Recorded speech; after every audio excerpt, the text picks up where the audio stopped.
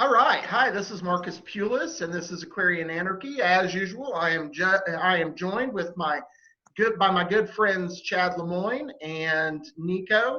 And today we're going to be starting a project that I had planned on rolling out around January, this past January. I was working with a couple other people. Long story short, schedules didn't work out and didn't wind up happening. But my goal with Aquarian Anarchy was to get to a point where not only did I have guests, or I have not guests, but co co-hosts, Right. but also did guests. So I've acquired a couple co-hosts, which I'm happy about, and we're starting on doing guests. Hopefully this will expand. I plan on using both mine and Nicco and Chad's set of friends to present solutions to the world's ailments from a voluntarist perspective. Now, some of these people may not necessarily call themselves voluntarists, but I think in their essence they will be. And what I want this to do is be an educational adventure for people to find different ways, because I've many a times said that I think that many people have a lot of different ideas of what a world set free would look like. And if you're trying to attack the government, and which I think is one of the biggest things in the way of a happy free world, then you're on my side. You're an ally. So I have spent quite a bit of time reaching out to these sorts of people, and it's made me some good friends, and including the people that are here today. But today's show is going to largely be on agorism, which is a philosophy or an anarchist philosophy that was brought out by a man named Samuel Edward Konkin III. And this is a quote, which I find really good. Usually we do a quote towards the end. Today I'm going to do it at the beginning. He said, "Remember, the enemy we are fighting is 10,000 years old. It lurks somewhere inside nearly every person on earth. It controls half the wealth and all the weapons of mass murder. It speaks over all the airwaves and nearly all the presses. It is evil. It is huge. It is the state. Can a ragtag band of rebels, such as we, hope to prevail against such an overwhelming terror? Yes, for the state is massive, yet fragile, for it is built on a foundation of lies. These lies are only now being consistently exposed. Help wield the sword of truth in the shield of valor. Renew your dedication to freedom, anarchy, and the agora." So today we have a friend of mine who is an agorist. His name is Donnie Smith. He would prefer to keep his face off the screen, so you'll have to excuse that. And I'm guessing as we interview anarchists that not necessarily want to have the government know exactly what they look like, I'm guessing that's going to be a common thing as we move forward. So, Donnie, welcome to Aquarian Anarchy, and I look forward to hearing your story. If you want to go ahead and kind of tell us how you came to being an agorist, I'd love to hear your story, and then we'll let Chad, Nicco, and I'll probably throw in some questions myself. Okay, glad to be on here, Marcus, Chad, Nicco. Well, my journey really starts probably when I got really serious into libertarianism. Probably it was about 4 years ago, and I had studied all the different philosophies of anarchy, had known about agorism, and then further along, then got into the LP. Then I kind of really saw really what Konkin was talking about and what he was disgusted with about going through the partyarchy process. And it really kind of opened my eyes that there's a better way to going about things than trying to go through the government and just creating a new system all on our own outside of it to compete against the government. Cool. So Chad, you have some. I really think. Go ahead, Donnie. Well, I just think it's the only plausible, peaceful solution that we have to bring down the state. Well, what's always struck me as interesting about it and has been attractive to me about it is that it's almost like, in addition to it being that, it's also the only way that you can actually free yourself in the process. You know, oh yeah, just going through the political process while participating in the status paradigm and you know, obeying all their rules and all that kind of stuff, you basically are asking your masters for permission to be free, and meanwhile you have to keep doing all your duties as a slave, and it's a very different approach to start to kind of remove yourself from that in different ways. So that's why it's something that I've been interested in and attracted to. But I have to be perfectly honest. I've part of what I'm looking to learn here is how to kind of get off my ass a little bit more than I have been and be a little more courageous about some of this stuff, because one of the things when you build your life in a certain way with a certain mindset, and you have a wife and kids and you have a home and all this stuff, and then you start to discover this stuff 10, 12 years ago, and you're like, well, shit, man, I got to give all this stuff up, or I got to do like something radical. And, you know, so it's a very, and then you have these other people that are dependent on you who are, you have to kind of convince them like, hey, here's what we're going to do. We're going to start doing things completely differently so that we can start to extract ourselves from this. And so I want to learn some of the ways to kind of do that in a way that is as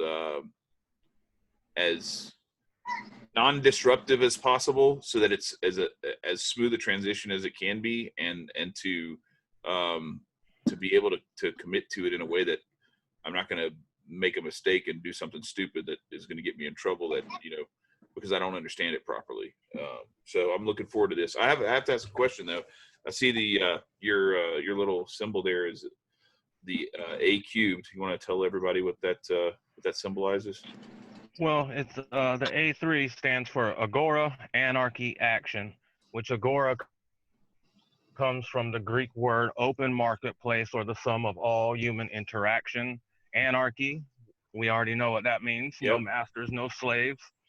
And it's just putting those principles into action in your day-to-day life in the purest libertarian form. There we go. All right. Do you know that actually and I have to go and look to make sure it's spelled the same way. I think it is spelled the same way though. But the word in Portuguese for now is also agora. So it's kind of interesting. That was what I thought when I was thinking about, when I read that Konkin quote. I was like, hey, that also means now. So it's like, let's get this shit going now. That's what I was thinking. I know it. I know the word agora from a spiritual connotation. In India, there is a sect of Hinduism that is like the far, like left-hand path. They'll do anything. You give them a drug, they'll take it. They'll do anything. And go live in nature. They're really like, anyway, they're called agoras.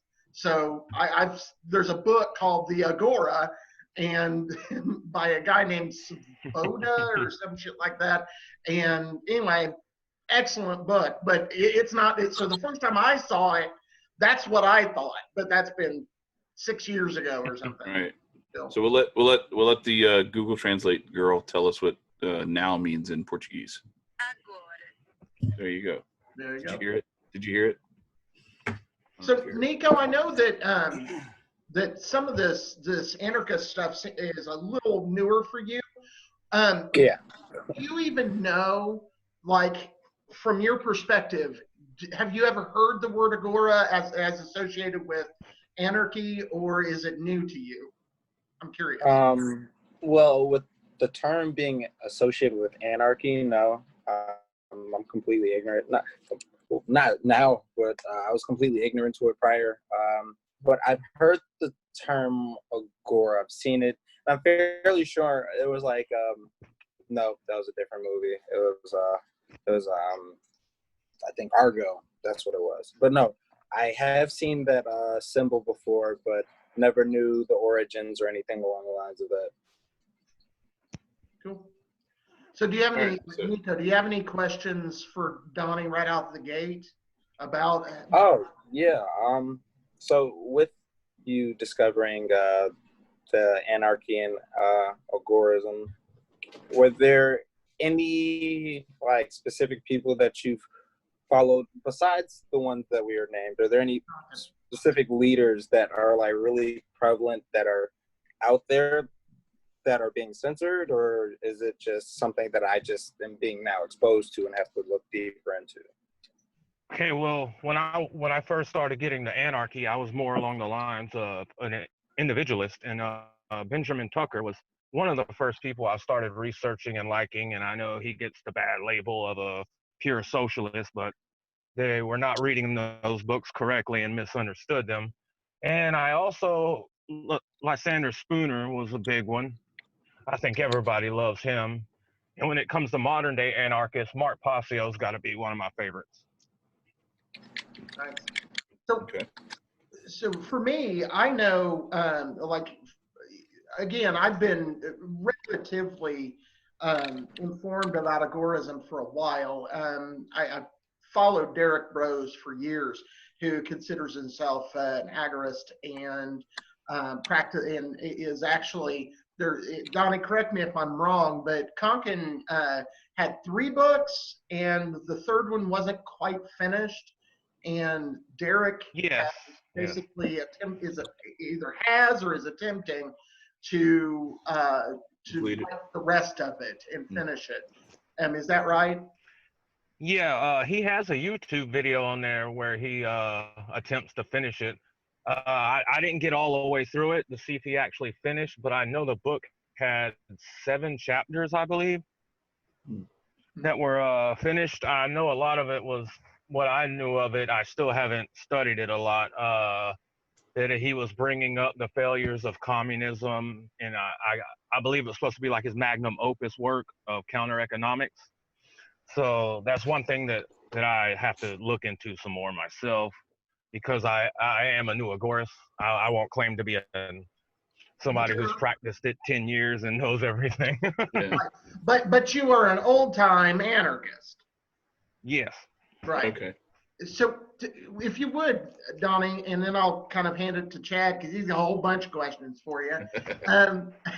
Hey man, I'm curious. I really want to. I'm a sponge. I'm ready to learn.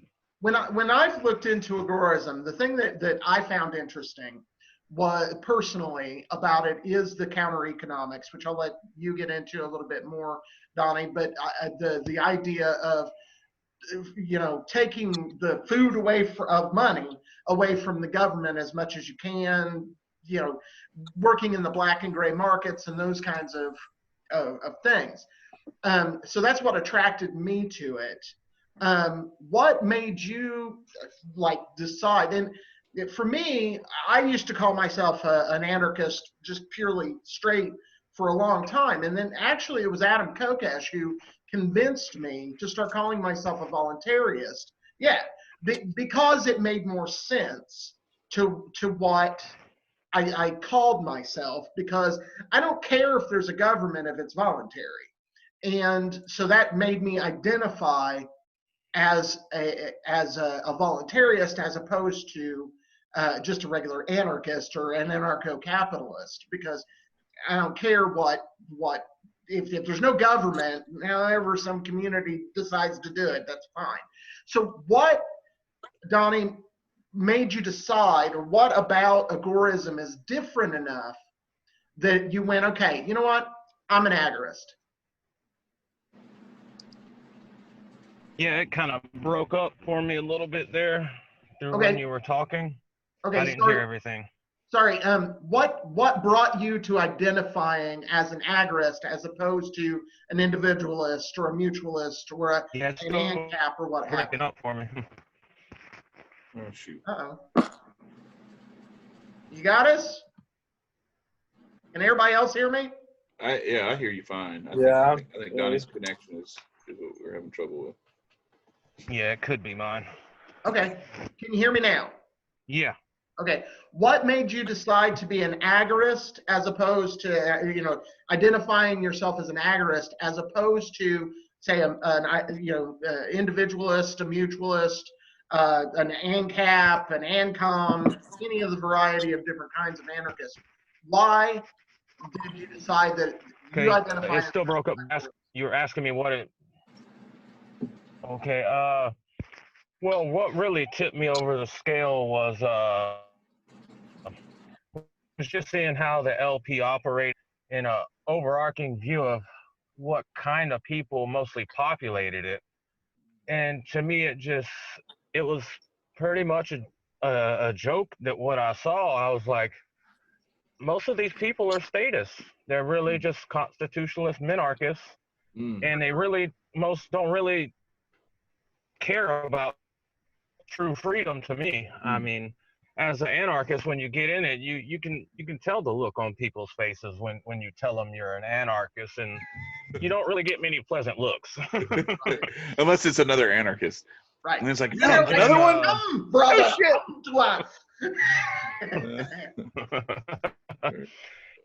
Yeah, So- and then for me, I was going back through, then I got back to Agorism, and I was like, let me listen to this again, and I was listening to the New Libertarian Manifesto, and this time everything that I was hearing what Konkin said actually clicked. The same thing with the Agorist primer, and I was like, all right, this is what fits me. This is what fits what I believe in, and what I think is good moral action to get rid of the government.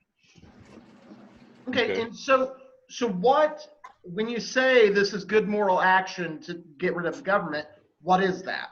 What is the method that agorists employ, and how? Yeah, you broke up again. I'm gonna see if I can get closer to my Wi-Fi. That might be it. Oh yeah, if you're on. Yeah, so he was asking if what is the good moral action to get rid of the government that you see in agorism. Well, I do agree with Konkin when we can't get freedom through statist means. I do not think that fits in with libertarian principles, or actually going into the system and participating, like voting, so on and so forth, to actually get libertarian ends. And what Konkin believed, that the LP was just a counter by the state, and this is how I put it, is for you to be like a gerbil on a wheel, just running around, just moving, but not actually accomplishing something, but just enough to keep you busy and kind of more or less keep you away from driving down the state. Or worse, a bug lamp that's meant to draw you in and then zap you. Because I've seen many an anarchist, many a voluntarist, many a really good person just eaten alive by what the people in that party can do to people, to their personal reputation, to their professional reputation, and everything else. Wow, that's a good. I didn't think of it as necessarily like as it actually being controlled opposition itself, but damn if it don't make sense, because that's what they do with all these other movements. Shit, damn, now you got me. I mean, I'm with you. That's why, I'm like, okay, this is gonna be what because like maybe I'm an agorist, but, because I'm about to decide to not go to Orlando next weekend. I decided that earlier. Well, I know, but I got like people that are supposed to be coming with me and stuff, and some of them are like, it's some good folks, but sometimes just doing some of that stuff, if you do like some of that grassroots stuff, even if you are not getting sucked up into the machine, you can help to like be a lifeline to some of the people who might get sucked up into it. So I don't know. I'm torn. I'm torn right now after that little metaphor, because that damn man, shit. At this All right. point, I don't think Adam's going, if that helps. Yeah, no, I mean, that's what he was saying. It looks like it's pretty bleak to drive an RV from Arizona to Florida with all the car trouble that he's had with the engine and everything in the past. Probably not worth the risk of all that money and everything else. Because that's what I said. I was like, what if I go over there and then like 200 people show up and everybody else is in their pajamas on Zoom?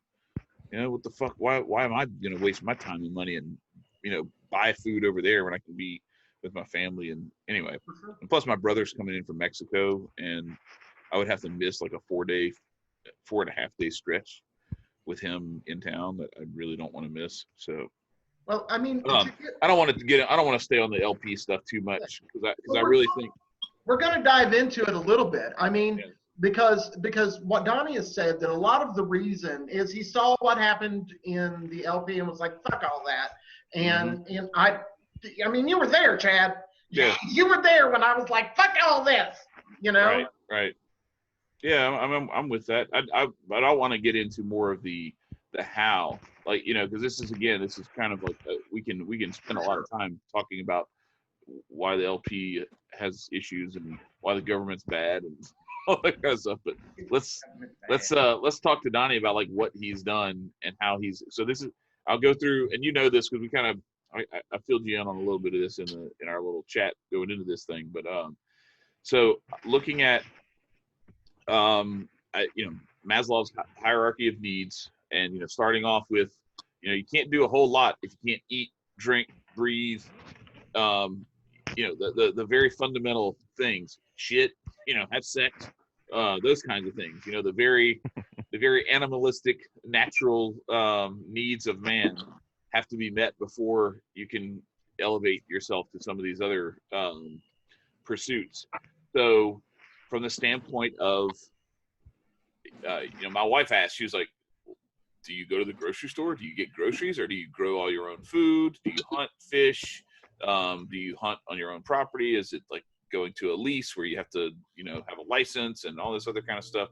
So that's because these are the kinds of things that inquiring minds want to know, because learning how to put yourself in a position to be as free as possible in those arenas makes it to where it becomes a lot less expensive, and you don't have to be asking people's permission for things, and you generally end up with better solutions anyway, healthier, or in the case of food, you end up with healthier, better food because it's not the processed shit that you get off the shelf at Walmart.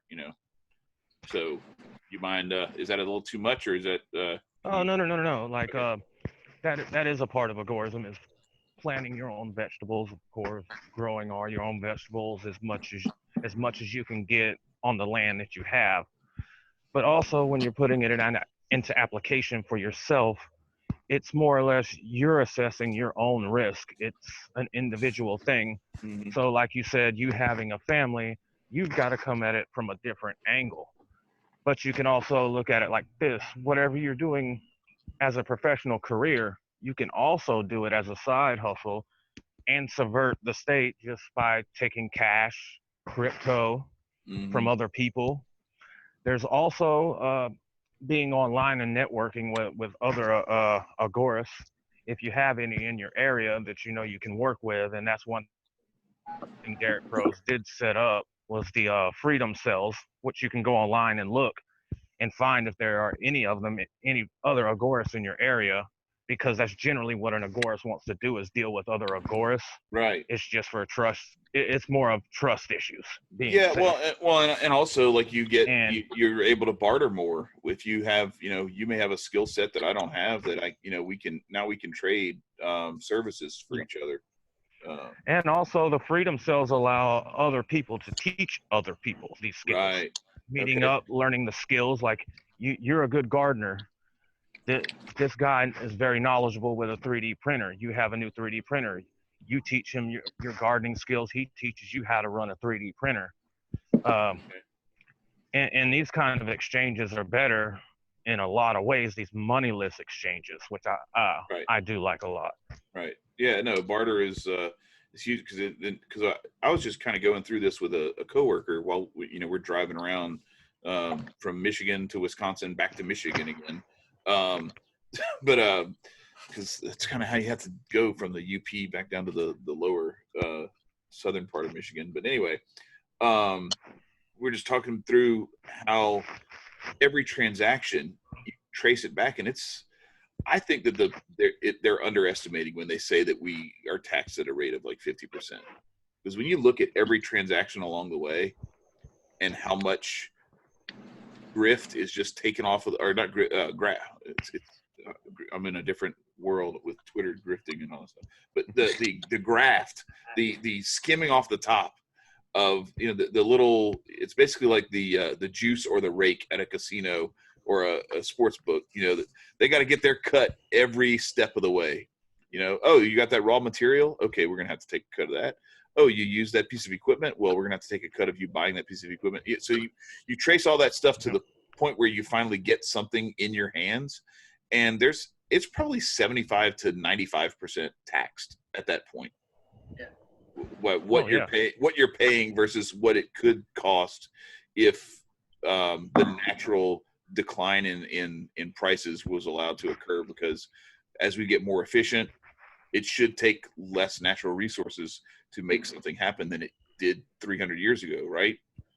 Shouldn't take the same, because I don't have to dig a hole with I don't have to dig a hole for, say you wanted to put in a swimming pool or pour a slab.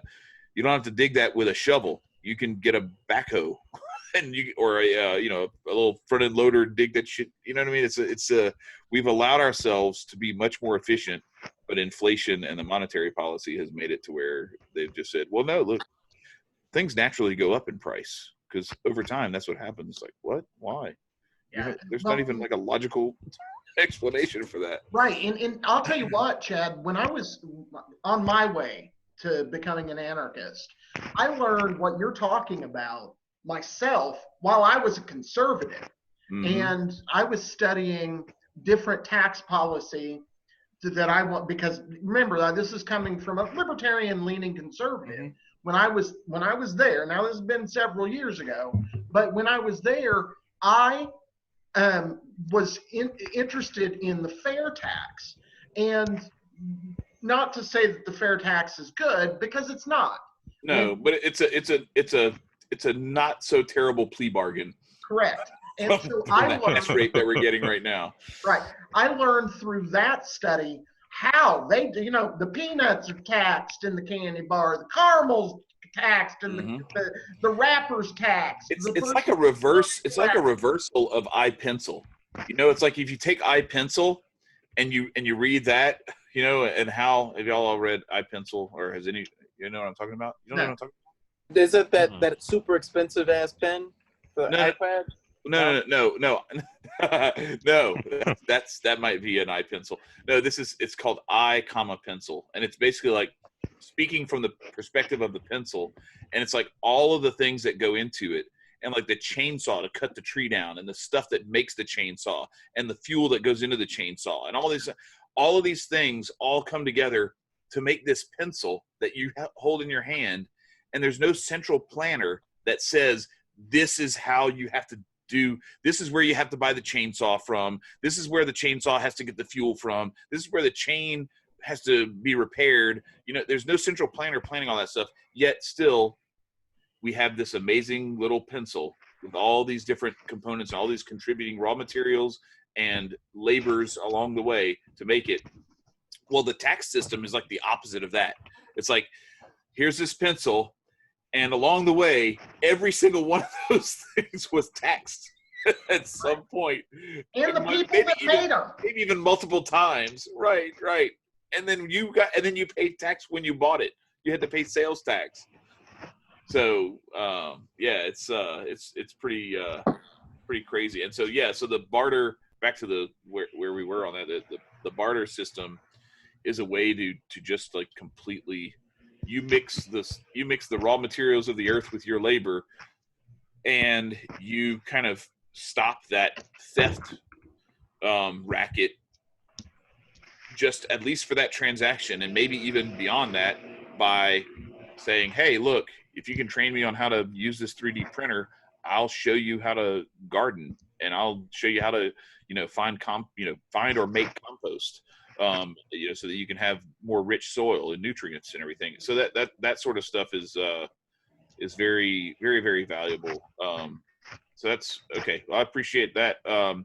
Do you have a substantial garden of your own, or do you have some other folks that you trade with for food or anything like that, or what's your actually yeah, started growing this year. Looking to well, what I'm going to do is I'm going to get poly drums, cut them in half, and I want to get like 12 or 14 fruit like trees 55 like that. gallon drums. Yeah. And okay. So when I move, I can take the trees. Then when I get my own land, I can plant them down. I already have trees already grown. Gotcha.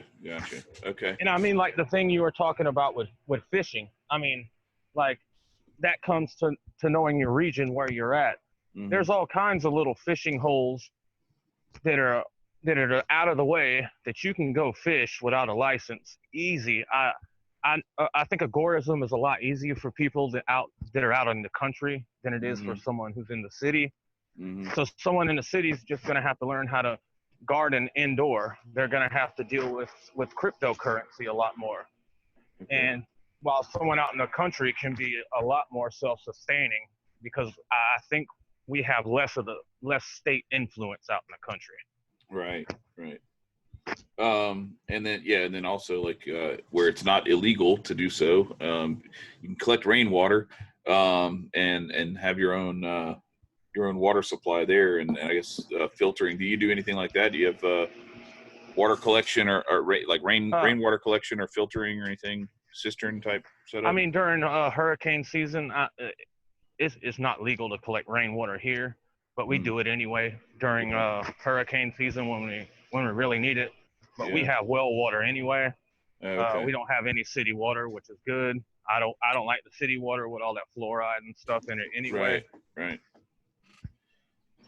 So, and for me, it sounds like, Donnie, that like, for instance, largely, I think I live as much as I can. I'm in a relatively rural area, but I do live in a town. Somebody like me could easily be an agorist. I do have a garden. I have a lot of the agorist kind of things. I do Bitcoin.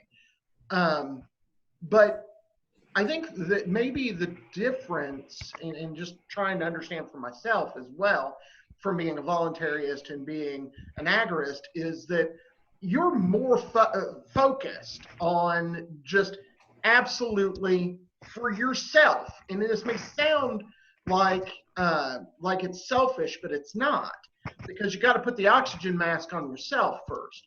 But it sounds like that you're a little more focused on freeing yourself, whereas like myself, I could speak for me as a voluntarist, I'm more concerned about trying to help other people and take them with me. Is that a fair analysis? Well, yeah, it is. Agorism is about freeing the self first, as is spirituality comes from freeing the self first. You can't free nobody else if you're not already free. And I think that analogy fits it pretty good. And by your actions as living as a free individual, that will sway other people to at least be coming on to counter economics. And then once they get on to counter economics, it's a natural teacher to make them libertarians as well. And you're also, I mean, from what it sounds like you're talking about, you're also searching for other agorists or who are people who are in that sort of similar vein, even if they're not full on, so that you can conduct commerce with them and support each other. So it's not purely individualistic, but it starts with if you're not making yourself someone who can sustain yourself, you don't have really anything to offer to other people, and so you can't really barter if you don't have anything to offer. in that transaction, right? So you have Yeah. to kind of build yourself to the point where, okay, I can do these things and I can also do them to help other people. But first and foremost, I've got to make sure I can take care of myself, because I'm trying to put myself in a position where I don't need to depend on anybody for anything. And I can take care of as much as, but to the extent that I need to take care, or I need to depend on anyone, I want to be able to have something of value to offer. So. And I mean, as an agorist, you don't want to go like, you decide to be an agorist, like, I'm going to run drugs. Like, Yeah. you don't jump all the way to the end. It's baby steps. The best things to do is, like I said, if you have a job that you're working 9 to 5, do it on the side. Yeah. Do it off the books. Take cash, crypto, gold, silver, exchange goods, so you can start learning the processes. You don't have to jump in all the way, Right. because that's really about impossible to do anyway. And it's just about learning the skills as you go and building up networks as you go with people, building rapport with people. And and everything naturally falls into place like it always does. Do you have kids? No, I am single. You're single? Okay. Yeah, because I wonder, because it seems like it would be a great thing to be, because I have noticed, we just moved about 2 months ago, and we moved to a house where we're on a lake, and so I've got I've got some fishing. It's not bountiful, and it's not like big fish or anything like that, but there's some fishing in the lake that we live on, and like right off the pier off the back of my house. And just watching my boys transform into, like, that's like, they get up in the morning and they want to go out there and start casting. They want to, we got one of our neighbors across the lake gave us a boat. We helped him do some stuff at his house and help get his new boat into the water. And I mean, it's one of these little like 2-seaters, fiberglass little, mini boat for that lake where you use a trolling motor or whatever. But it's really interesting to see how, like, my son pressure washed the bottom of that boat. He painted the sides of it and everything. Like, it had some little pinholes in it that it was taking on a little bit of water. Painted Flex Seal on the bottom of it to try to seal it up and everything. And so, like, watching them do those things and just kind of taking it on themselves, like, I think that when you have kids, if this is the way that you go and you start to teach them these things at a young enough age, then they don't have to wait until they're in their 30s or 40s or 20s or whatever to start to consider these things. And then they're like fish out of water, trying to, like, holy shit, how do I do this? This shit's scary, because it is. I know for me, scary, like, my grandparents taught me a lot of things about gardening, how to plant plants, flowers. They were very old school in their tradition. So it was just something that I just learned growing up. And that's the thing that parents nowadays can start doing again. And if even farther, if they wanted to teach them an agorist lifestyle from a young age and bring them up this way. And like I'm saying, like, when they have children, don't put them into the system. Have them at the house. If you can, if you want to assume the risk, it's always up to the individual, and let them decide how they want to live their life later, but show them the freedom option first, right, and let them go from there. For sure, and that's hard. It is hard. I'm sitting here thinking, I live in a relatively rural area, but Nicco would have a hell of a time. But those basic skills can be taught, and slowly. So it can be, but I can't help but think how difficult, because I try very hard to be a bit out of the system. But like Chad said, I have kids. My daughter, I want to homeschool. Just to be clear, I want to homeschool her. And I and my wife and I are seriously looking at our options. And what that option is thousands and thousands of dollars. That's the option. Yes, there are some free programs that are largely ran by the state. Yeah.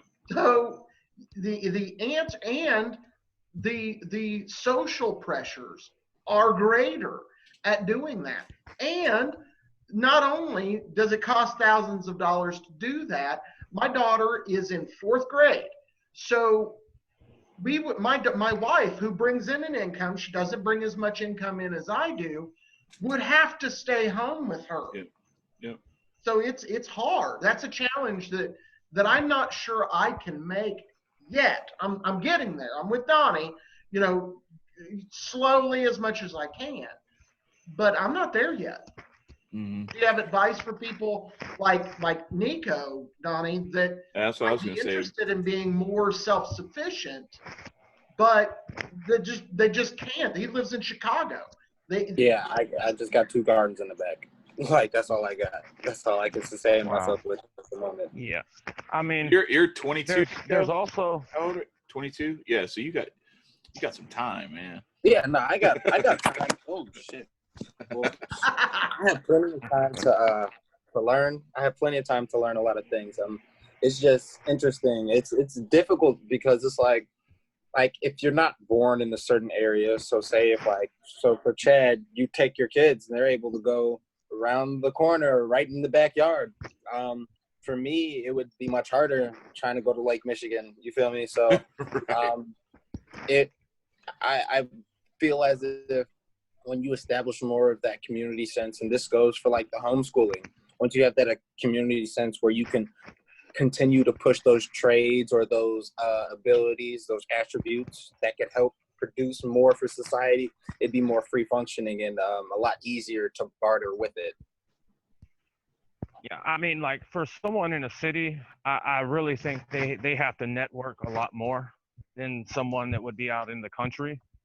But I mean, there's still, like I say, you can go to the unconscious resistance site. You can find people in area that are in Chicago and start working with people from there. I mean, but there's also, Agorism takes a little sacrifice here and there. I mean, they're still driving out to the countries, working directly with the farmers to bring goods in, through crypto, cash, or just straight trade. There's also farmers markets in the cities that usually operate this way. I mean, the black market's all around us. We just got to find where it's at. Super true. Okay. And I think that, again, this kind of comes back in my mind to Rothbard too. When Rothbard talked about that, if the illusion of government were to everybody saw it for what it actually is, which is a violent monopoly of force and violence, then it would pass away like any other criminal gang. And I think that that's part of what we face, and what agorists face is that we're not there yet. We don't have a mass amount of people that are even thinking about these ideas. I mean, the idea that there would be 4 of us here who know each other, who have conversed in one way or another a few times, years ago would have been unheard of. I feel bad for people like Lysander Spooner, who was by himself. There wasn't anybody else like him there. Or your Emma Goldmans, or your the old time anarchists.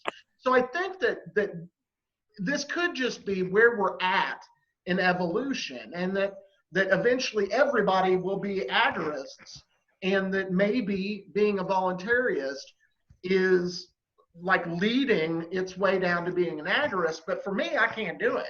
I can't completely detach from any relation to the state.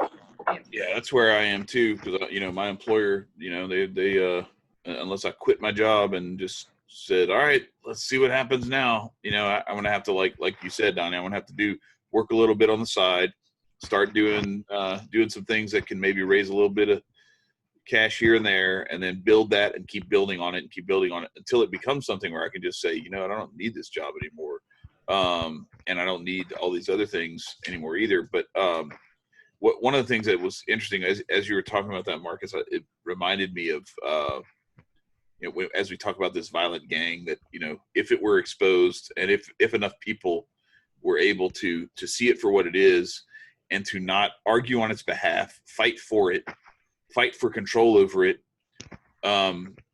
or just like docilely, acquiesce to it, then it reminded me of the scene in The Lord of the Rings where Gandalf is describing Sauron, and he's like, "There's only one Lord of the Ring, and he does not share power." That's so you've literally got to you've either got to stay away and like not be seen, and so that was the next thing I was going to ask you, Donnie, is what has been the challenge as you started into this process of, I don't know, do you find that you have people like snitching on you or anything like that for avoiding some of the things that normies would do, or do you find it that it's a little easier to just kind of fly under the radar and do your own thing, and you don't have anybody, kind of trying to get in your way? Well, I know for me at first it was like you get the education, like tax codes and stuff like that, and Dave Champion's got a great book if you want to know the legal tax codes and all of them going down, shattering the income tax myth. That'll give you a full overview of their so-called law of taxes.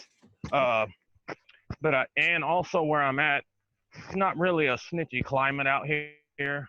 I think more or less people mind their own business. Not all of them, but as an agorist, you got to watch who you mess with. You got to have good intuition. You got to have good knowledge about what you're doing, and not overextending yourself in your practice, and just not talking and just too keep much learning to and people growing. Don't talk too much to people you can't trust or you suspect. And also, when you're online, keep your ass on the blockchain and messengers and stuff like that. Don't be on Facebooks trying to conduct counter-economic business, because you already know it's going to happen to you. Right. Yeah, for sure. And the internet is really helping agorists a lot. Well, in the dark web, I mean, that's a whole. Now, this is stuff that I can't get into. I like blockchain, and but I'm just not technically savvy enough. Like Michael can do all. And for those that don't know, we have a mutual friend, at least Chad and I do, named Michael Wood, who's a good dude. And but anyway, he's really good at computers. Yeah, programmer and everything else. He gets on the dark web and knows how to do a bunch of shit. I couldn't do it. I would just end up dead. Somebody shoot my ass. I'd be like, oh shit! I didn't know this was the hack your leg off and sacrifice it to Baal or whatever. Like I didn't know that was this chat room. My bad. They're like, too late. We're already here. We're my bad, guys. We're at your front door. Sorry. Try to kill me lightly. Can you at least lube me up first? Yeah. Right. So, Donnie, I know that in our conversation, you talked about like the infighting in anarchist circles, and I've seen it from people that consider themselves agorists too. Like they'll attack different kinds of anarchists. Why don't you address your opinions on that? Because I know you want to. I know a lot of it comes from them just actually practicing this in their life, and I think a lot of them get frustrated that other people aren't even attempting anything of the sort, and the knowledge is out there for you to get, the practice is out there for you to get. But I'm probably they're guessing they're using shaming tactics to kind of push people. But in that aspect, you got to know which personality you're working with and which buttons to push. So that's probably the biggest reason, or they could just be an a-hole. I mean, it could be one of the two. That never happens. Anarchists that are assholes, no way. So you answered some of the stuff about like communication and like staying off of the common channels that can get you some unwanted attention, stuff like that. But what about like movement and things like that? I won't ask you about yourself specifically. I'll just say, do you know anyone?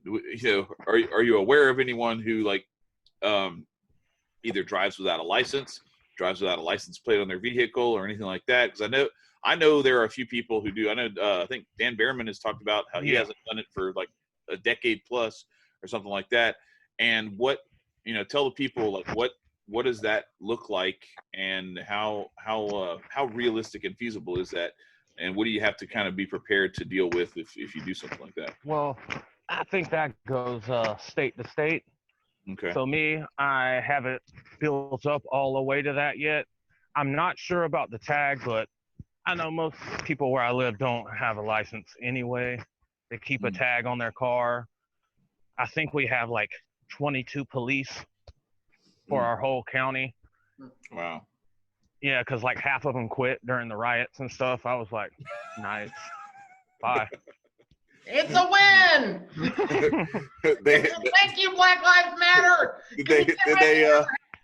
Did they quit with a hashtag unfund the police or defund the police? Oh, not that I heard of. I think a lot of them moved out of this county to go to other police departments. I'm like, yeah, that was pretty smart of you. Sounds about right.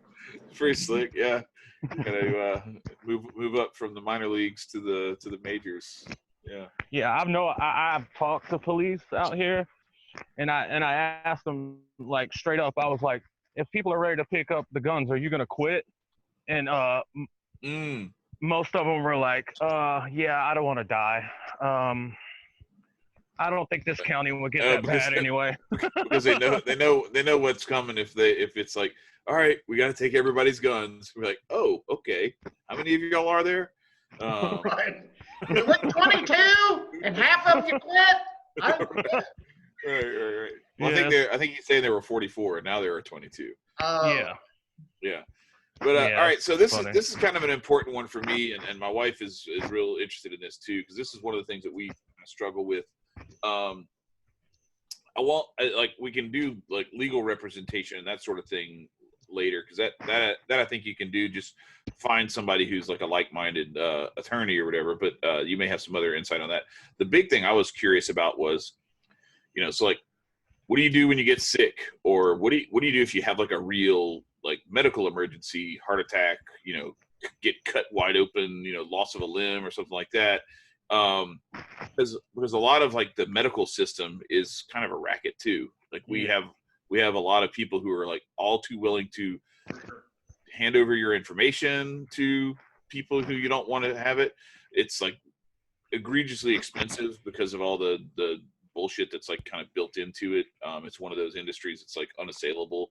Like if what I do for a living was as easy as medicine, like I would never have to worry about losing, because all you have to do is just make whatever you want, like make it like mandatory, like just lobby Congress, and then it's like, no, sorry, y'all have to use my chemicals in your paper mill. It's the law. Like what? Like how can you make it to where I have to put something in my body that I don't want in my body? Right. I don't understand that. But so when you're dealing with that sort of stuff, like is there an easy or I don't know, I guess a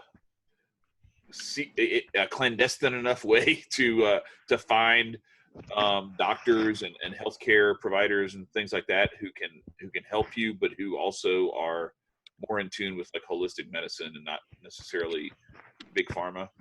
Well, I mean, for me, I don't really know anyone in my area like that. I would just say be more of a preventative person to keep yourself out of the hospital. Yeah. Like eating natural foods, very clean meat, grains. And then there's also getting into natural cures. There's plenty of books out there that really show you how to heal yourself.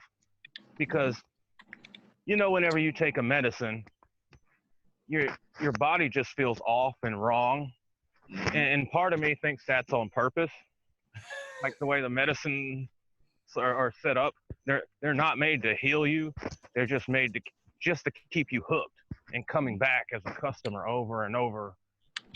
Create your own supply and demand kind of thing. Yeah, just to put that in perspective, and I don't want to get anybody in trouble or anything like that, but last week I was out of town, but my wife was telling me about how her mom had come home and she, they had told her that they're going to put her on metformin because she's pre-diabetic. And I was like, oh, fuck, man, like, no, that's like there's so many other ways you can deal with that through like your proper diet and everything. She opens up this bag that she had gone shopping on the way home from the doctor. She has like some marshmallow cream stuff or something like that, and some cookies and all this other crap and everything. It's like, Wow. that's why you're fucking pre-diabetic. It's not. Look at you fool, man. But anyway, so we were talking about it, and this is the hilarious part. So I'm texting my wife, and I'm like, what you should do is you should tell her to call her doctor and ask her if those things that she brought home are going to help or harm her condition. And she said, oh no, we already talked about that. The doctor didn't even ask a question about diet.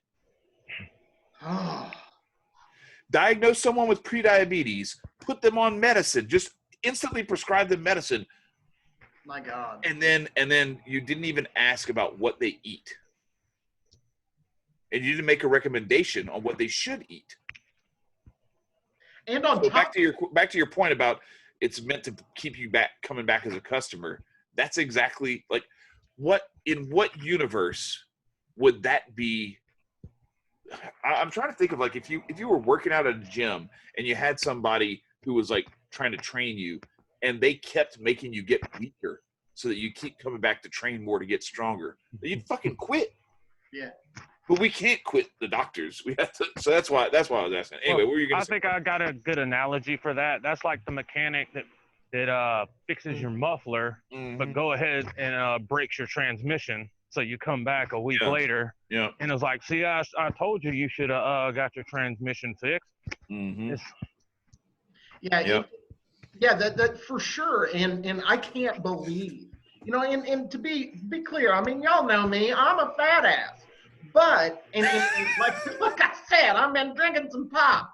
But I know that my diet, if I had, which I don't, I have to take all for my job. I have to take all kinds of physicals and whatnot. Physical tests, yeah. Right. So I'm good right now. But I know that this shit ain't good for me. And what I particularly found interesting, Chad, from your example, is that not only did your mom come from the doctor giving her medicine about diabetes with the bag of marshmallows, she thinks, oh, because the doctor didn't mention I can't have marshmallows, it's okay that I have Exactly. So, I mean, what does that say? And my wife is telling her about it. She's telling her about all this stuff and about how like the diabetes is because, and you know what her response was? I don't eat that much sugar. Like she has that same thing that you have in your hand. She's got that in the refrigerator. She lives in an apartment adjacent to our house. She's got Coke in the refrigerator. She's got these. It's all like cookies and candy and the other thing is she battles migraines all the time, and my wife did too. And my wife, so like because she's raised by this woman, when I first met her and we were dating and then married and everything, she had this jar of like 25 milligram sugar capsules. And whenever she would feel a migraine coming on, that was what her mom had taught her was like, you pop, sugar capsules because she's hypoglycemic. So it was like, that'll get your blood sugar back up. It's like, it's just, all you're doing is, it's like the Fed, it's like, oh, we're just going to print some more money. Like you're just delaying the inevitable. It's just going to crash harder and worse than it would have anyway. And so I started to tell her like, no, what you really need is to stop eating all the sugar in the first place. Yeah. And have your diet. And so she's become, now she's the one who's like, she's always looking at me like, why are you eating that? Why are you drinking that? Why are you, and I'm like, oh, all right, fine. Cause she's like full on vegan and it's like she's all plant-based. I was telling Nicco earlier today, it's like 85 to 95% of our meals are like fully plant-based. There's not an animal product in there, not even milk or cheese. It's vegan cheese or almond milk or something like that. And she makes it to where it tastes delicious. But I feel like in the last 3 or 4 years since she started doing that, our quality of life, our health overall has gotten way better. We don't go to the doctor. Like, you go to the doctor for like the somebody hurts their elbow or something like that, you go get that checked. But we don't do the unless except for the shit that's like required for the kids' school and stuff like that. The doctor is like the apple a day is keeping the doctor away, right? Right. What the fuck happened to that shit? We don't say that anymore. We don't focus on health. We skewed away from it. And I mean, we can all go down this topic, being an agorism or not. It's they, like you said, with your grandmother, not your grandmother, but mother-in-law, it's that they didn't ask for diet, because even with this COVID stuff, they were, my parents were watching the news and they said something about, how, they didn't mention anything about health. Like people were like, oh, well, Pence didn't have a mask on. He doesn't seem concerned. And then with Hotep, earlier in like one of his episodes, they were saying that Congress ordered fried chicken right before all this like shut down. Yes, right. They had like, Popeyes. They had Popeyes deliver to the Capitol Hill, drop off fried chicken for them to eat while they're going over. Like this is like a couple of days before the shutdown stuff started. Right. So y'all are really concerned about your health, aren't you? We've negated health, and that's actually, I mean, that's one of the biggest things that I'm not concerned but intrigued about with this, like for agorism. Granted, you say stay away from like positions and predicaments that could put you in harm's way or whatnot. Do you guys have like a doctor, like if you will, or a like somebody who's like an herbalist? That's like, I mean, anybody could be an herbalist, but for you, that we do, but we're also working on. There's some other stuff because what we want to do is so like some of this stuff is some like kind of I don't know how much of this I should actually say on here, but I don't want to come back on me. But no, but like when they start mandating shit, like you might need to have somebody who can like say, yeah, they took it.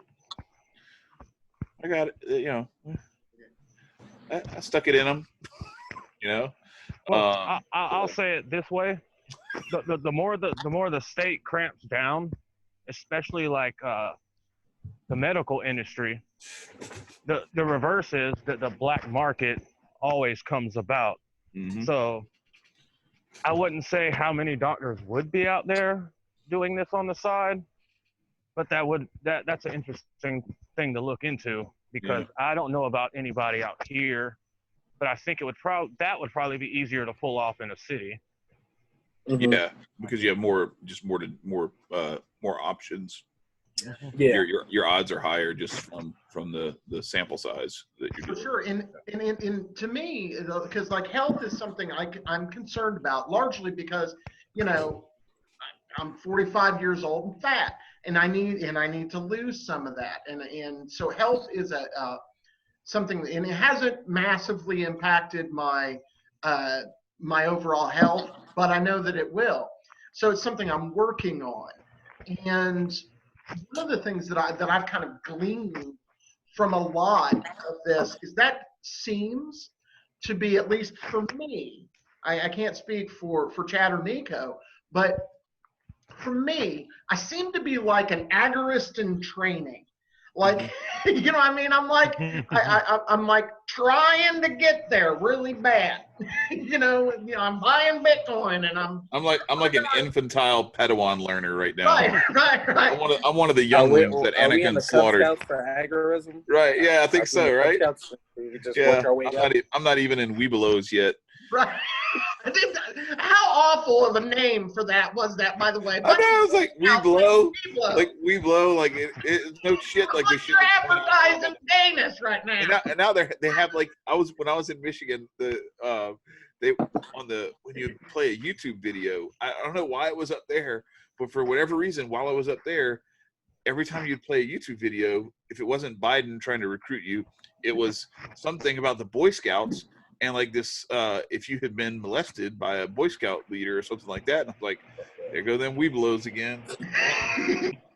Exactly. That's awful. I don't know. Like I'm sure I'm supposed, because I was in Boy Scouts. I was in Cub Scouts. I was in Cub Scouts. I never went to. When they made us like eat. We had to do this like Oreo cookie eating contest or something like that. Right. And you had to like have your hands tied behind your back. You had to eat the Oreos off the plate, and it was disgusting. I'm watching people like slobber Oreos all over the plate and everything, and I was like, these people are sick. I don't even want to be here anymore. I'm not going back anymore. And that was it. That was the end for me. That was like in I don't know, 4th grade probably. Eating habits drove you away. Yeah, exactly, right? It was Oreo. The thing is, I was never dorky enough to stay, is what happened to me. I mean, just to be clear. Like the nerd, I was a nerd, don't get me wrong. Right. But my nerddom, like, I love Mark Rutherford, who's a libertarian friend of mine here in Indiana. And my nerddom did not rise to his, or I'm not going to name the other person, but the other person that was with us. I'm helping Mark out, and we're going around the state fair, and we come to like this Boy Scout thing, and him and this other, Mark Rutherford and this other dude's doing the like Weeblo sign, doing all this craziness. And I'm like, Jesus Christ, I have never risen to this level of dorkdom ever in my life. Love Mark, great guy. But yeah, but I really do think that, no, guys, Donnie has made it to being a Weeblo. I'm like at maybe least, a bear. At least. Yeah. I was gonna say I'm still like suckling the den mother's teat or something. I don't know. I'm a little baby. So Donnie, is it okay if we start calling you our personal Weeblo? Please don't do that to Donnie, man. I don't think I want a nickname like that. If we ever try to have him back on to like give us a progress update or whatever, he's gonna be like, no, man. Like I got people. I got a report. I can't stay within 500 feet of a school now. Y'all said some shit about me on the internet. Right. That's hilarious. So, yeah, it seems to me that the really difference between any just like any other form of anarchism, there are things that agorists focus on, which is, and maybe they're the advanced anarchists, and I'm okay with that. But I think that each of us have our own path, and where I come down with why I wanted to interview Donnie and why I wanted to talk to him particularly about this subject was because I really think that as voluntarists of any kind of or whatever, libertarian, whatever you call yourself, right, matter. If you're trying to be a little more self-sufficient and not need the state, in whatever form that takes, we can learn a shit ton from these people. We can learn what they're doing, and if we do a little bit of that in our lives, we can improve our activism, we can improve our lives, we can improve our independence. It reminds me, and sorry to go back to voodoo, but it reminds me of the difference between like somebody in Brazil that's practicing regular like candomblé or umbanda or something like that, and then the kimbandas. The kimbandas got this shit down. They know what the fuck they're doing. They got the herbs, they got all this stuff. But it's hard for them to live in polite society because they're completely devoted to that, and our society isn't in that place. And I think that is where we find ourselves in relation to agorism. But I think that, again, this is about, my flag is black. I don't worship the state. The state has nothing to do with me. Just like Rush said, even if you choose not to decide, you still have made a choice. So I made a choice to. No, Rush Limbaugh said that. Huh? Nothing. It was no. Rush the band. I know. Limbaugh didn't say shit. I know you were talking about Geddy Lee and Neil Peart, man. Yeah. So, but anyway, I think that so we could learn from that. And that to me is the whole purpose of why we need to stop arguing amongst ourselves. I don't give a damn if you are aimed at, you know, freeing the people of this country or the people of the world or your community or whatever the fuck it is. You're my ally. And yes, I'm going to disagree with you. I could find things of the four of us. I think Chad and I are probably the closest to being the same. But I could find differences with Chad, you know? And so we need to stop focusing so much on what makes us a different kind of anarchist. I don't like old fat guys from Indiana, so I mean, you know. Damn it! Damn! But you know, we need to stop focusing. You know, if I can work with an anarcho-communist, I can work with any anarchist out there. Let's just be clear. Yeah. Because ultimately, I believe in free markets, and I believe in a lot of what like Rothbard and Mises and those sorts talked about when it comes to economics. And when we get a stateless society, my community will have a capitalist system or a free market system or whatever you want to call it. Right. Donnie, so I wanted to say, so like one of the things that Marcos was talking about when he's talking about how, you know, we're all allies if we are fighting against the state. And a lot of times you talked about with the LP that you can see like there might be this hamster wheel or, you know, a mosquito lamp sort of effect to it that is counterproductive. But you also said something that was really that really kind of hit home about just using your intuition and your judge of character. You can still work with people, and you can still be stand side by side with them and march for a cause or fight for something or trade with them or anything like that. But trust your intuition, because you might want to withhold some stuff. You might want to like not necessarily reveal everything that you're about to everyone just because you have a little bit in common with them. Because oftentimes that's the sort of thing where there could be, I made this argument with there's some people who they whether it's because Mike Cernovich had this thing today where he was I guess it was like late last night, where he's like walking around his house with a mask on, telling people wear a mask, and then his like wife or his daughter, one of them, is like behind him not wearing a mask, and it's in his fucking house. It's like, what the fuck are you wearing a mask for anyway? Right. But it's the point I made was like whether it's him or like Tucker Carlson or who's the other? Oh, this Jack Posobiec guy from One American Network. That there's these guys that are like, they're kind of like almost there. Like they're like, yay liberty, yay freedom, and they sound like the kind of people you want to ally with. Except that there are these other traits that they have, and these other topics, these other issues that they're like on the other end of it. You're like, whoa, wait a second. Oh, I thought you were one of us. And that's where you find out that's the guy who, he's a double agent. He's the guy who's handing you over to the authorities. So you have to be careful. You can still be a genuine, kind person. You can work with people, but you need to be, like Donnie said, you need to trust your intuition and don't set yourself up to be gullible and to be sucked into something where it's a trap. Because that's where, you know, this is like, you know, when you're doing something like this, you are a way bigger threat than Ted Cruz is to limiting the size of government. People want to say they're limited government. Ted Cruz, yeah, okay. Show me the examples of where Ted Cruz has limited government, and I bet you Donnie has done more. Yeah, for sure. And the thing is, sorry, Donnie, you go ahead.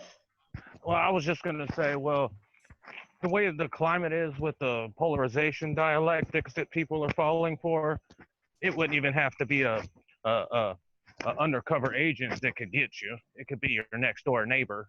Mm-hmm. That's a screaming and Karen that's like, I saw him doing illegal business over there. I'm turning him into the cops. Right. Hey, Donnie, real quick, could you explain? I understand what Hegelian dialect is. I hope I said that right. But could you explain for our audience what that is? Okay, it's creating a narrative where you got one side over here and one side over here, but the end goal is already set.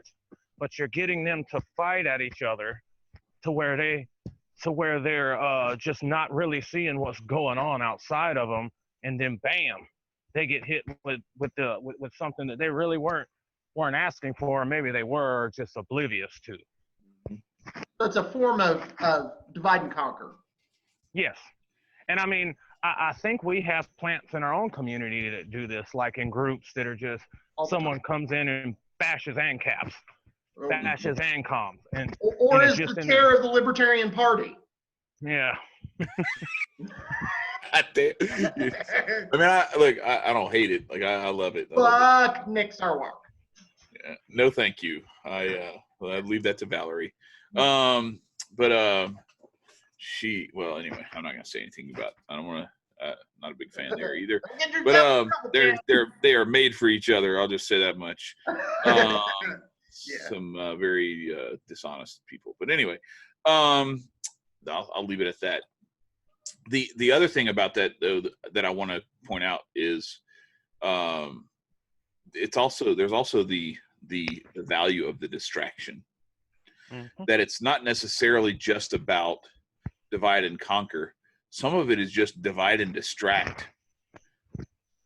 Just distract and conquer. You can accomplish a whole lot by having people focus on. It's that sleight of hand shit that magicians do. It's like, look at this over here, look at this over here, and their right hand is stealing your wallet. Yeah. It's the moon landing. What's that? Yeah, it's the moon landing. Yes, exactly. Like, what the fuck else is going on while we're watching the moon landing? Hillary Clinton and all the bullshit that's going on with her, going to fucking prison, possibly. Not going to ever happen. She's in government. Yeah. But having trials and bullshit like that, we're busy talking about Black Lives Matter or COVID or all this other bullshit. They're busy statues. Money. Yeah, statues.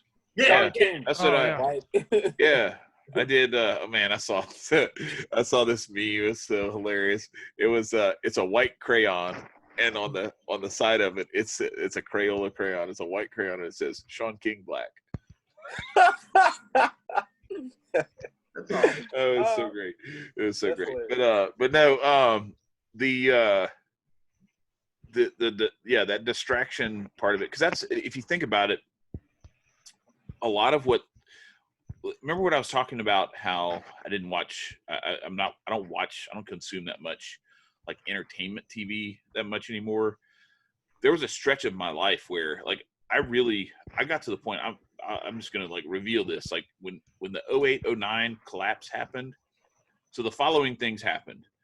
First, I told my wife that she was going to quit her job and she was going to stay home we had two at that point.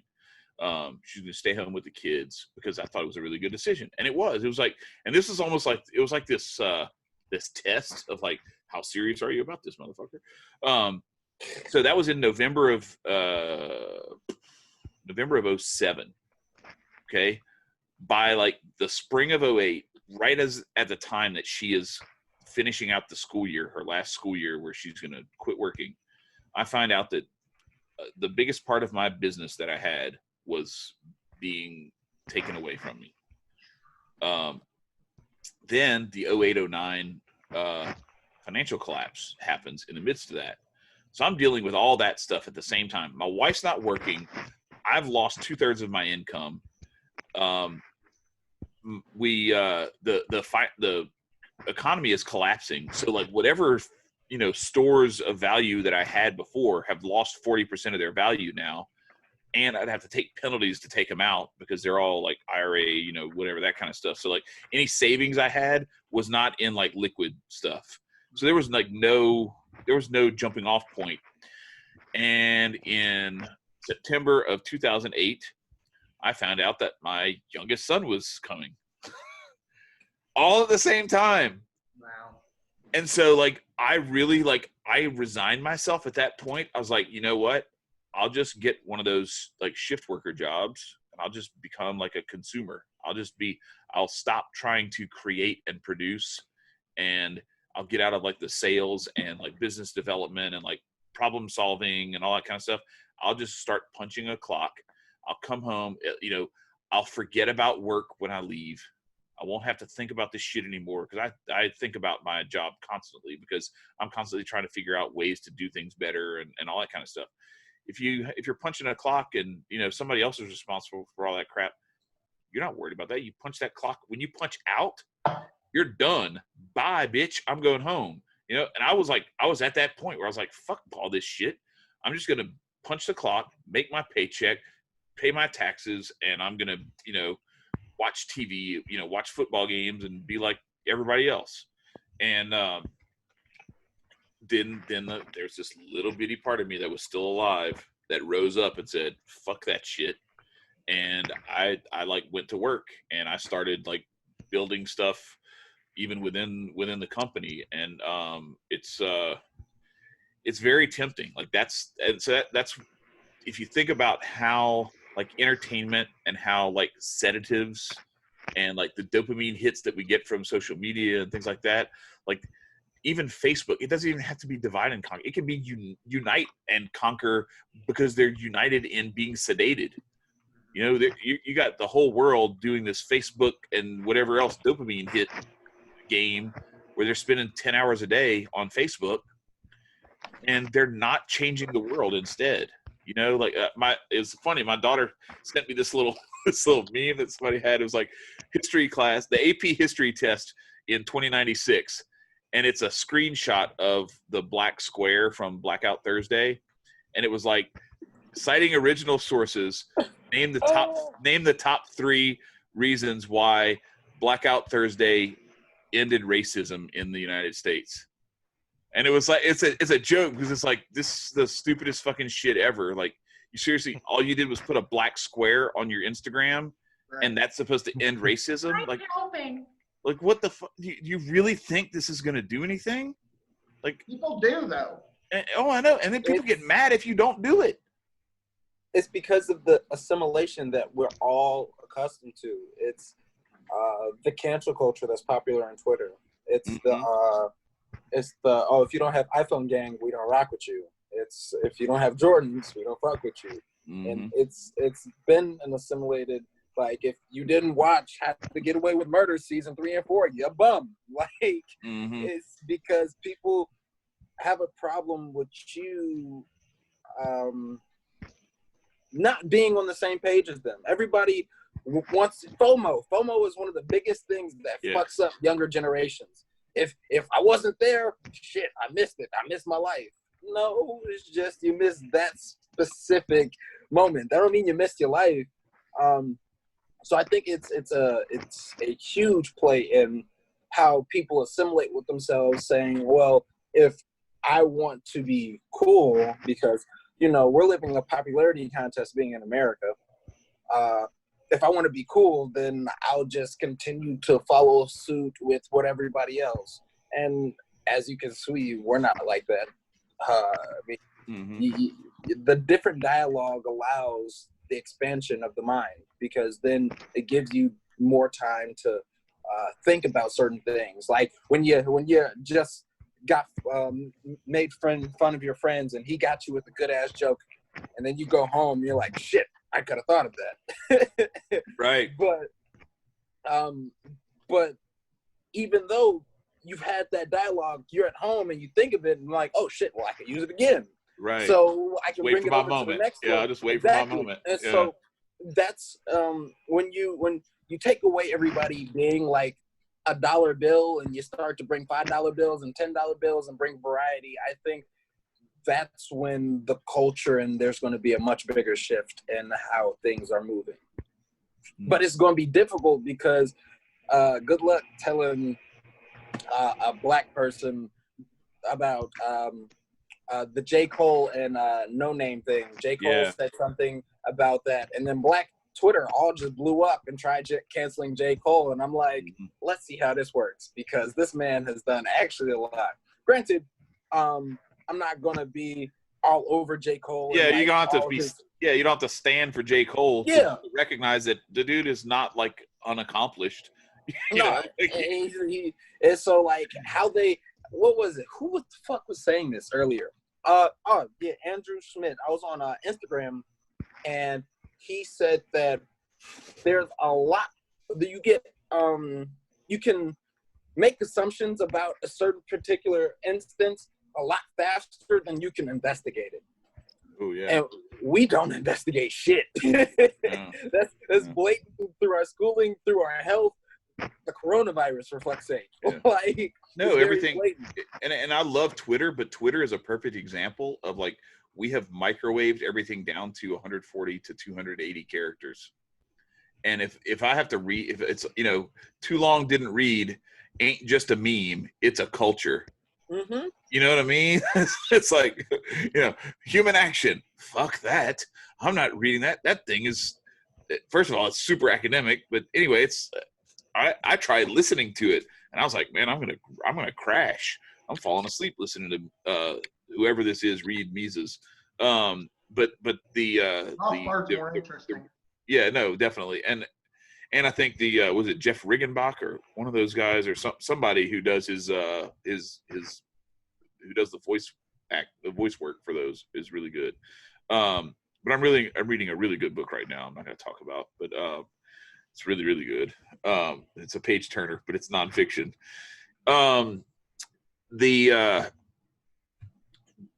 thing with this, I don't know, like this distraction and like you said, the assimilation culture, the FOMO culture, it makes it to where you almost, and I catch myself doing this too, where I'm like, okay, what did I miss? But what's crazy is like, as I've gotten to where I have more followers, you know, it used to be that I would like, when I had like 80 followers, I would like go and look at, you know, try to figure out what was all going on. Twitter was kind of my news feed. And now I'm just like, man, I don't have time to go through all the stuff. Like I just go through and like clear my mentions, because now I have like almost 1,500 followers, and it's like, man, I like, I'll put something out there and I'll just like see what happens with it, and I just kind of go away and you know, not mess with it for a while. But there was a stretch there where it was like I felt like if I didn't go through the whole timeline and catch up with where I was when I last was on there, that I might miss that thing that everybody's talking about, you know. And you get to a point where you're just like, you know what, it'll be okay. If it's important enough, I'll find out about it. Yeah. What is it? It was that span of time when I think George Floyd passed away. And then I think a little bit like 2 weeks after, I would wake up legit after I'm done meditating, look at Twitter and get pissed off, and then wait for my homie just to hit me up so we can just complain about Twitter and how fucking stupid people are. Like, I did that for about like 2 or 3 days straight. Like, right. Damn, bro, I just can't talk to you in the morning because I'm gonna just get pissed off even more. So we just would like every now and then we go back on it. But like for the No Name and the J. Cole thing, like it all blew up, and I'm like, are y'all stupid or stupid? Y'all are worried about a subcategory of the bigger fucking picture, and y'all are so worried about the lowercase letters when the damn it's in front of you, bro. Like, people were getting mad at whatever he had to say about black women and how he worded activism and stuff. Yeah, and how he worded it. But that man did not come and try and chop at anybody's necks. He was saying this, that, and the third. The comprehension level that people take, like, they're so ready to be offended. Like, it doesn't take nothing but a drop of a hat, or you take it too long to pull off that green light. People just get offended. Like, are you gonna fucking go? It's green. Yeah. I wonder. What do you think that? Where do you think that comes from? What do you think? Like, so I'm trying to figure out the psychosomatic, you know, root behind that, because that seems like a. Go ahead, Donnie. I was saying we've got a lot of social conditioning that has went on through schools, entertainment especially, that has really keep people mentally as children. Because if you look at the way people act nowadays, they act like children.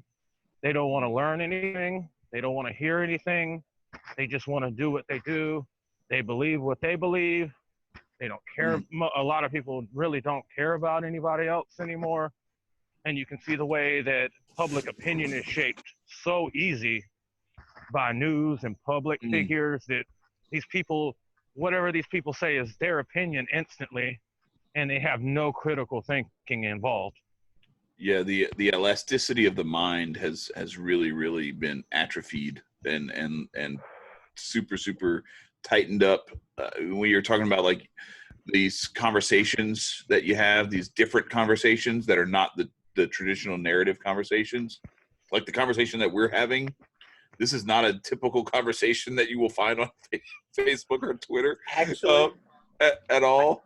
You think? I think I know. It's the fact that we don't have time to figure out who we are. Yeah. Oh no. Yeah. No. For real. So what I was going to say is that I think that what happens is, so like we have this, but keep that thought, because that's a very valid thought. What you'll see is we are having this discussion because we are open-minded enough to be genuinely curious. And that's what I love about Hotep Jesus. That's what like drew me to the whole thing, was like, I sensed and I saw a genuine like openness and curiosity, like a real curiosity to want to understand why is so-and-so thinking this? Why do these people think this or that or the other or whatever? To learn, because then you can like figure out, okay, yeah, I'm not down with this part, but this part was really compelling, and maybe that helps me explain some of what I was kind of unsure about. When you see like the typical normie in those kinds of conversations, you like a Republican, because I have that friend that we talked about a few weeks ago, he's like, look at this, and I'm like, so then I come at him with like something that isn't agreeing with him and doesn't sound like it came from Fox News. He instantly like thinks like leftist, like, oh gosh, here we go. What are you, AOC or something like that? And he won't say that, but the way that he argues with me, it's like, dude, do you know who I am? Do you remember that I don't think like other people think? So like it's almost like that expansion of the mind is impossible, because their shit's made out of like iron, and it can only expand so much, and then smoke starts coming out and shit starts breaking. The rivets start coming out of the sides of it and everything, and it's a shame to watch, because it's that expansion of the mind. And I think it's because of what you talked about. Like, people they're too afraid to explore who they are, and so they'll listen to what someone else tells them they should be. I think the key word in that is fear. We've talked about this before. Where love is, fear cannot be. And the focus on fear, and fear manifests as hatred, fear manifests as anger, fear manifests as a dozen different things, but it's all depression. Yeah. Right. But part of that training of keeping you, and it's apt, Chad, that you brought into this conversation with Donnie, the Maslow's pyramid. As we've talked before, what they do with fear is they keep you at the bottom of that fucking pyramid, to where you can't. You'll never get to self-actualization, because you can't even get past, like, because everything feeling secure and safe. Yeah, right. Everything you can't feel safe and secure, so you're down here. Like, you can't get to that level. Yeah. Right. So everything above that is about love. Everything about that is raising your kids. It's about loving your wife. It's about loving yourself, like Nicco said. It is about those things. And if you're fearing constantly everything, you don't have time to learn about who you are. And ultimately, this political nonsense that everybody talks about, and I think comes back to one of the advantages to being an agorist, is they can just say, fuck all this and go hang out, If you think about it, like every presidential election that happens anyway, apart from the people who want to go sit outside the inauguration and cry and scream, no, what does it really fucking do to you? In the grand scheme of things, like, does it give you a job or take away your job, or does it make you hustle harder or hustle less. No, like all that shit is like you have so much more control over your life than you think you do. And I think that's another part of the thing is that's where that distraction, get you thinking about politics, get you waiting for daddy to tell you what you can and can't do so that you don't even think about doing something that daddy hadn't told you to do. Right. And that waiting for orders. Yeah, that meme I put out this week was funny. Then the one I'm talking about is the one where I've got like COVID and whatever somebody else. Yeah, the fight and the guy sitting there. The guy looking at his phone and it says weed across it. You're right. That's true. A lot of what the fuck, what I was trying to say in that is all these people are fighting over here, and it does not fucking matter to the dude sitting there on the phone. Go on, fight your stupid argument, whatever. Right. It's like I made some weed.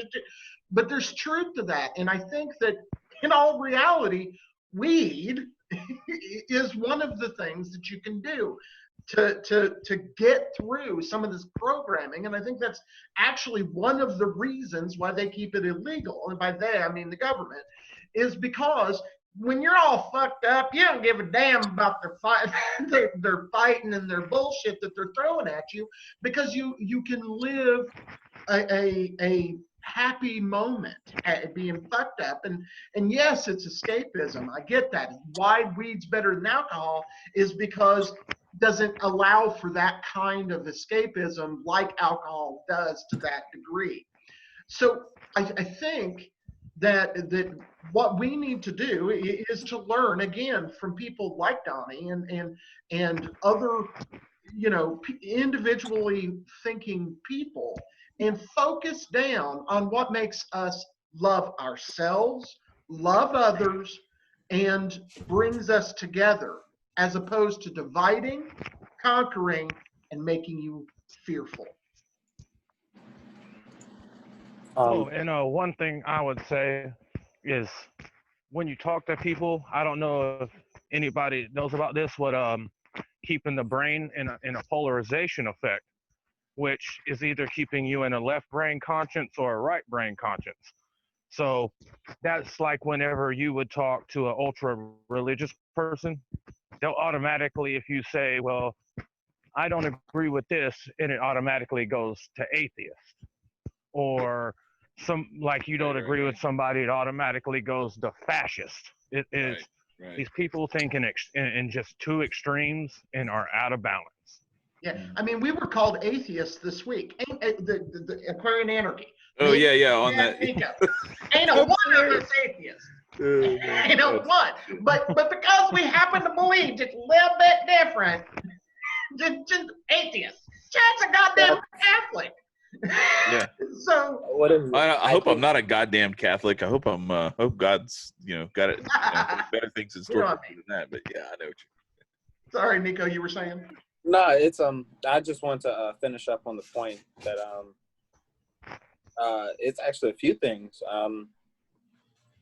Once you're like assimilated into the school process, your parents, I mean, try their best to tell you what you are supposed to be like, but then you go through the grade school, then middle school, you get to high school.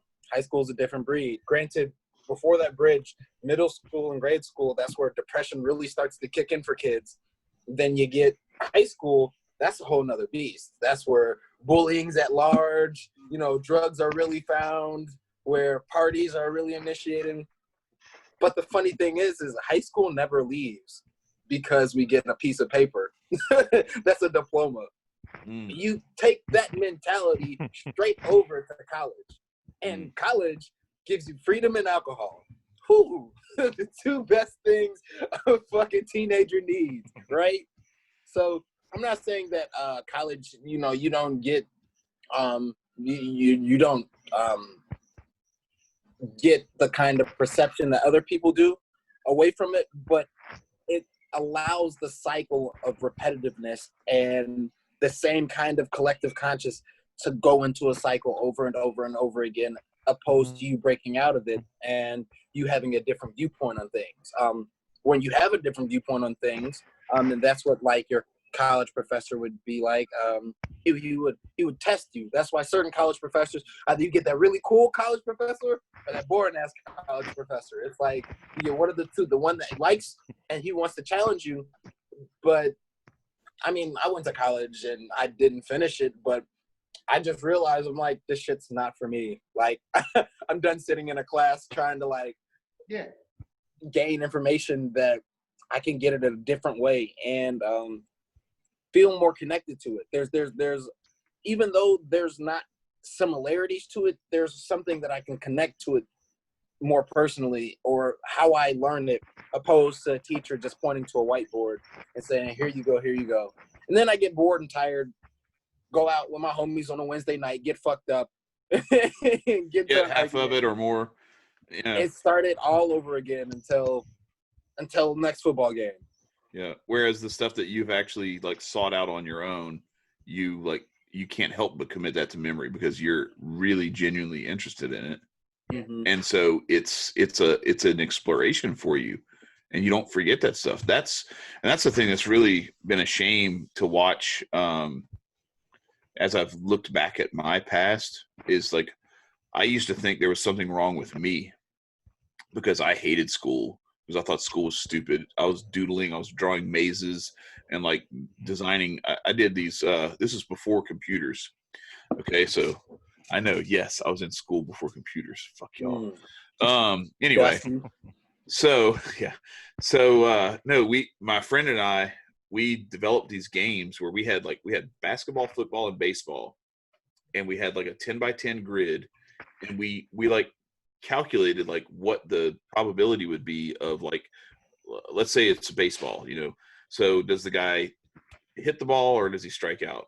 Okay, well that's going to be on the grid, and then there's another grid. Okay, he hit the ball, put the ball in play. Okay, well, did it go here, and you'd advance to these different grids, and each of those grids had 100 squares. Is a 10x10 grid, 100 squares, and we had figured out the probability, and we just randomly put the different outcomes based on realistic probabilities in there. And then we sat in the back of the classroom, and with a calculator, we would just type a bunch of numbers into the calculator and then start hitting the square root button. And the last two digits of whatever the result was, every time you did that, that was the coordinates on the grid that you looked up. And then that was and we sat there and played basketball or baseball in the back of the classroom while we're doing it. That's fucking dope. The class is so fucking boring, and we're sitting there, we're back there like basically making computer games, and I hate myself for not like taking that, because but if you think about it, that's what school did to me. School made me think like, no, you don't need to like design computer games. You don't need to go learn how to program and write code. No, you need to like keep being a good little industrialist and like go get a job somewhere one day and work for someone else. And it's that's what they do. They take that creativity that you have, and they basically like beat you into submission over the course of 12, 13 years. For sure. Oh yeah. And then by the time you go to college, you think you're being a rebel, and you're really not. You're just like, right. You're just playing. Those are your deserved days off. You're playing. Yeah, you're playing. Yeah, exactly. You're playing right into the hands of like the whole, like what Donnie was saying. Like it's like that. Here, look, you have these two choices. It's like, oh, sweet, I picked that one. You're stupid for picking the other one. It's like, yeah, the real smart guys, the dude who quit and went and did something completely different. See, every single like. Go ahead. I was going to say, this is what makes me a little bit different. I went back to school when I was like 35, right? I was already a libertarian. You knew what you wanted to do, though. Yeah, but my experience was vastly different. I went to school when I coming out of high school. I went to college. And when I did, first of all, I decided to be an art major because that'll make me a lot of money. Yeah. Well, hey, shit. Look, if you wait tables at the right restaurant, you can make a lot of money as an artist, as an art major. So there's that. And number two, I was just like Nicco, partying my ass off. I would even say I was more likely to make it to class if I was drunk than if I was not. because my art classes were much more entertaining when I was fucked up.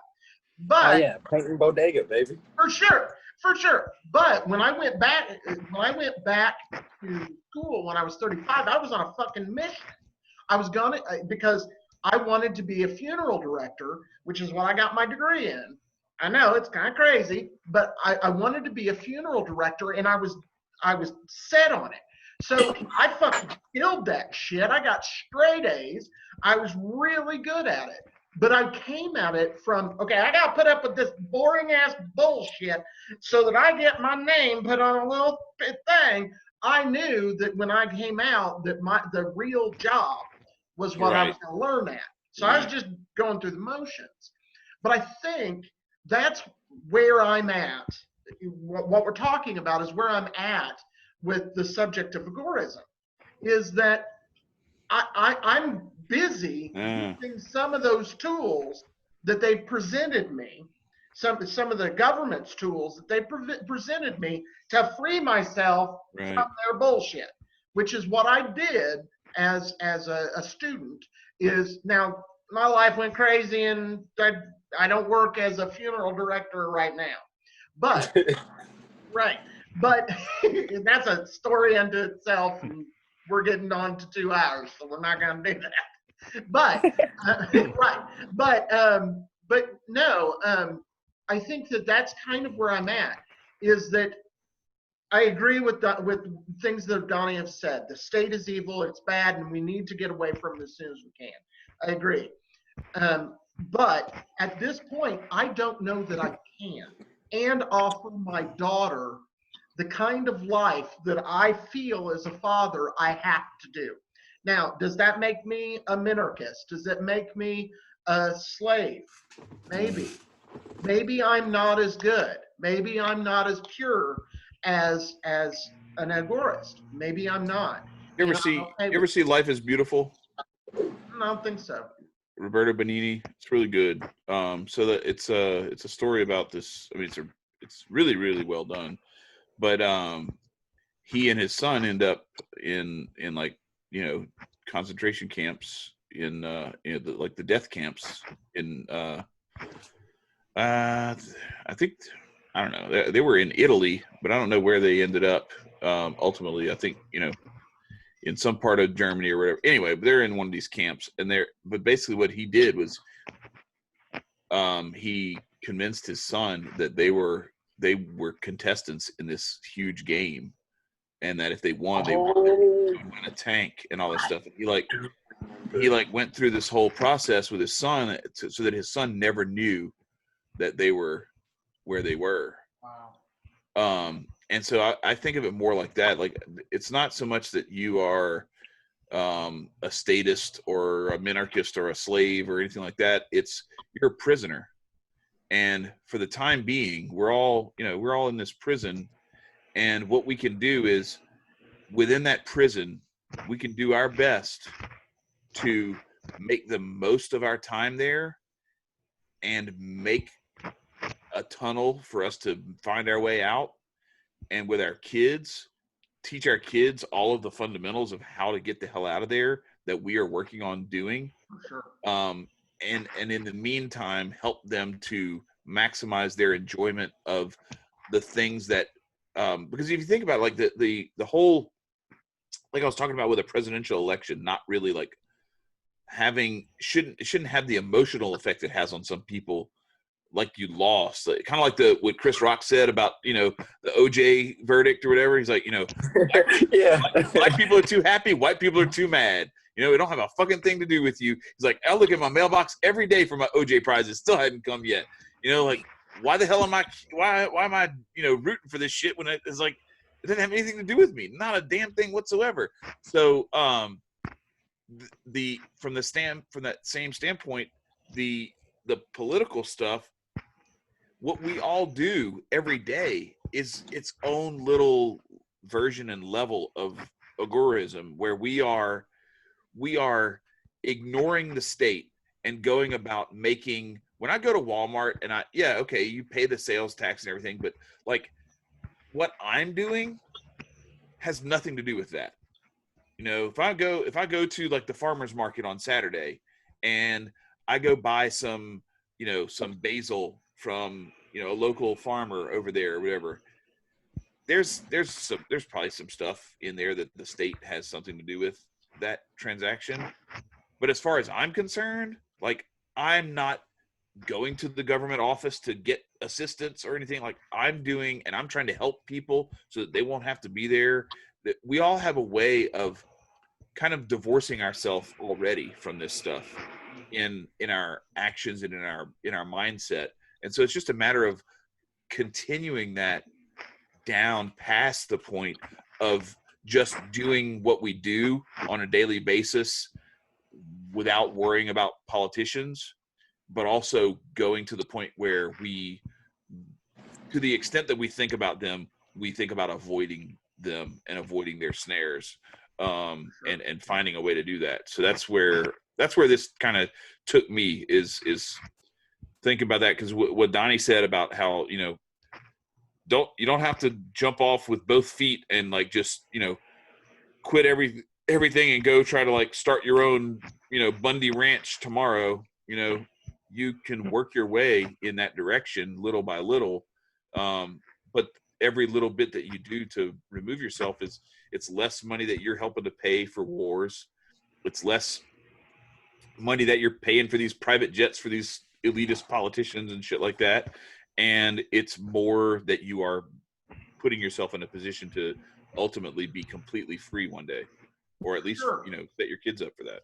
Yeah, it seems like to me, your analogy, which by the way, Chad, I love, that's perfect. The prison analogy or the jail analogy, that's perfect. But it seems to me that when it's more like being a prisoner of war, and the first job of a prisoner of war is to try to escape. And I think that's what makes us anarchists. Mm-hmm. Is that we're getting ready to leave. And you generally don't do that by chumming it up with the guards. Right. Unless you're trying to distract them. Right. So I want to wrap this up because we are approaching 2 hours. Donnie, do you have anything else you would like to add? Well, I will say with agorism, it's once you get enough people and you get these communities forming where they can actually rival the state with defense, like Konkin said, the agora is complete.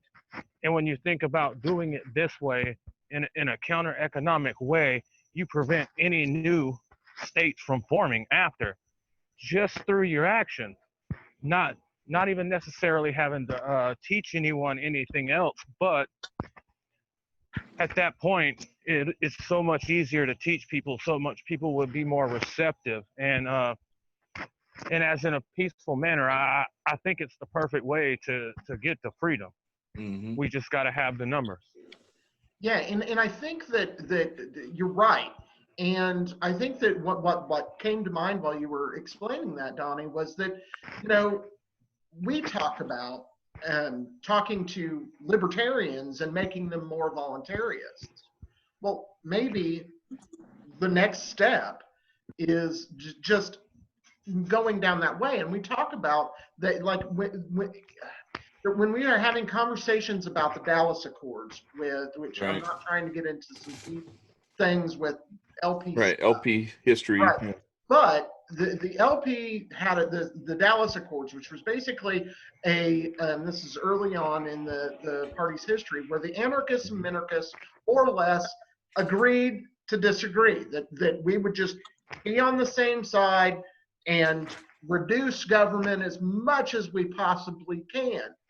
And my argument has always been that if we, as an anarchist, if we get these minarchists to where, like, we're back to where the government doesn't hardly do shit, they'll become anarchists because they'll go, oh shit, government was in the way, and then just become. Well, at that point too, if it does become minimal enough, it's so close to anarchy anyway that they're just kind of like, I don't know that we really need y'all. Like, like at that point, it's like, we thought we needed y'all when we were thinking about this theoretically, but like, we're all the way here. And like, It's going to take like a realization. It's as simple as that. It's because, I mean, if you have 3 people down the block who can sell you different types of vegetables, you got 1 person down the block who is known for the arms shit. It's like, you know, playing the little games where like the town took care of its shit. Like you got the armsmith, you got the healer, you got the person who came up with the food. So it's like, it's not as difficult as people make it seem. Like really, life is all this bullshit that we dealing with is not necessary. No, that's why all that shit's there though, is to keep you thinking about what did Beyonce do and what did Kim Kardashian do, or what did J. Cole say to No Name, or any of that kind of stuff, or what did what did Dr. Fauci tell you to do, or anything like that. It's like it's all a big kabuki theater to keep you from doing what you need to be doing on a daily basis to free yourself and keep yourself free. Amen. And on that note, I think this has been a good one. I would first of all want to thank Donnie for joining us. You've been a great guest, and I've learned a bit about at least your approach to agorism, and maybe sometime in the future you'd like to come back on. Chad, Nicco, thank you for adding to the conversation. I want to suggest, if anybody's made it this far in 2 hours, 1, I'm proud of you. 2, thank you. Please like, share, comment, go to the store, buy shit. You can even still get this vintage Adam Kokesh t-shirt. And don't forget to subscribe to Marcus's channel too. So that stop saying Marcus's channel, Chad. This is our channel. The Aquarian Anarchy channel. Yeah. Right. Exactly. So anyway, it's been real. Thank you very much. Stay free.